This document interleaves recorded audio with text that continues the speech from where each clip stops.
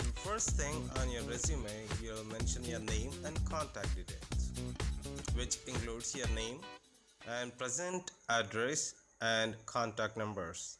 And you need to mention email also. All these details have to be at the left corner of the page, left top corner, or else you can also type them in the middle top of the page. Once you write all these details, you need to put a line right below of the information that is about name and contact details.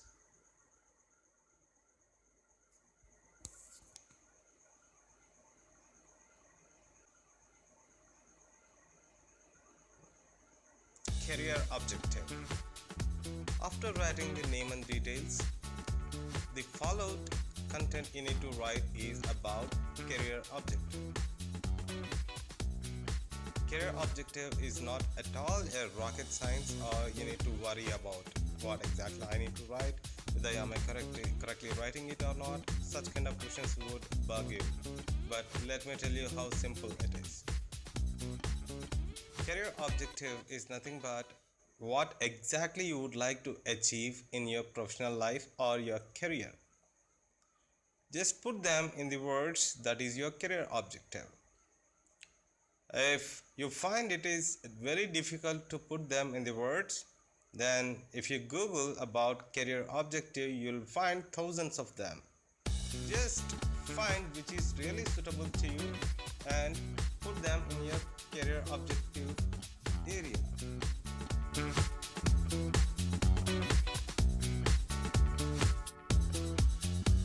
Element is educational qualification. Whenever you're writing this, you need to mention your highest qualification first, and thereafter you need to go to the lowest qualification. And whenever you're writing your educational qualifications, it's okay to put your percentage if you have very high percentage in your education, such as 80% and 90% or 75, something like that.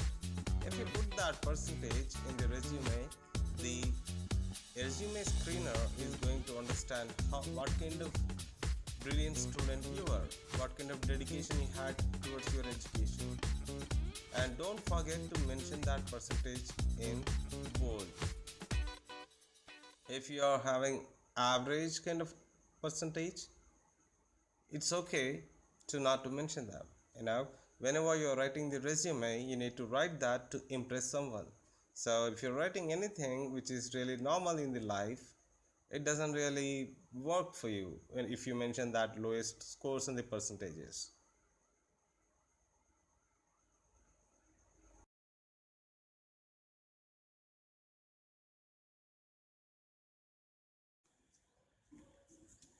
Technical qualifications.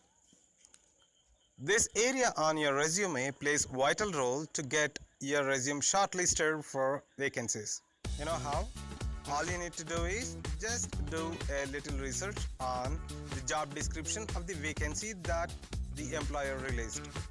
For example, if the job description says you need to have the knowledge of hardware and networking, you need to mention that you have already undergone hardware networking kind of diploma, and you need to write that in technical qualifications. Not only that, any technical skills they are looking for, you're going to write in this technical qualification that you already undergone that course in some kind of training center, or whenever you're studying in your college, or wherever as per your convenient. But make sure that you need to mention the skill sets they are looking for in technical qualification, which is going to play a vital role to get your resume shortlisted.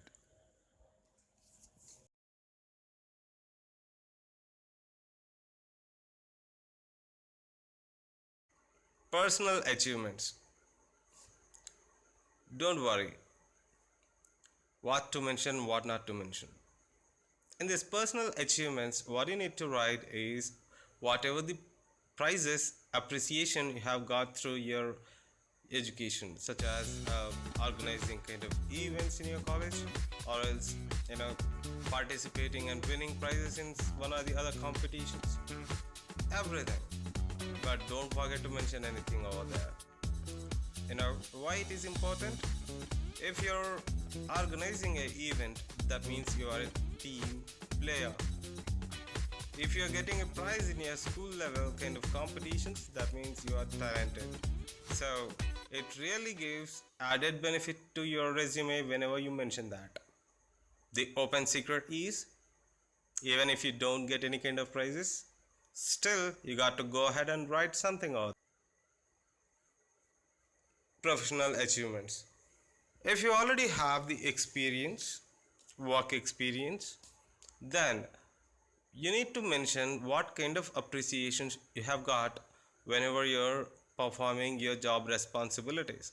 That can be like employee of the month, employee of the year, best employee, or there are several awards which your company or the employer would give you or to anyone else. You need to mention all those. Even if you do not get any kind of appreciation, you got to come up with one or the other, so that your sincerity would directly reflect on your resume. So don't forget to mention about your professional achievements if you are already experienced.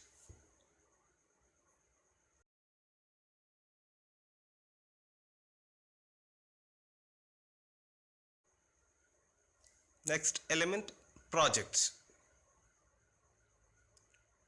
Mention the projects that you have aced earlier. That means you are really professional and thorough with the project. Such kind of projects only should be mentioned in the projects area.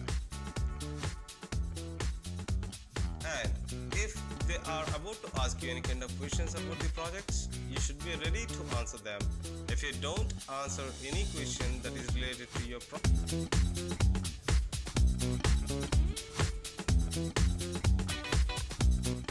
experience. This area is completely suitable for the people who are already have work experience. Whenever you're mentioning your work experience, you need to start with your latest employer name and the duration you worked and your position. And leave a line and write down your job responsibilities. What kind of job responsibility you used to perform there, such as dealing with the customers in different kind of languages, or else speak to the international delegates, or else whatever the key areas, key responsibilities you used to do, you need to mention. And in the same way, you need to go for second latest company details, which includes the name of the company, your position, and the duration you worked. And also don't forget to write your job responsibilities and key roles you used to play in your earlier companies.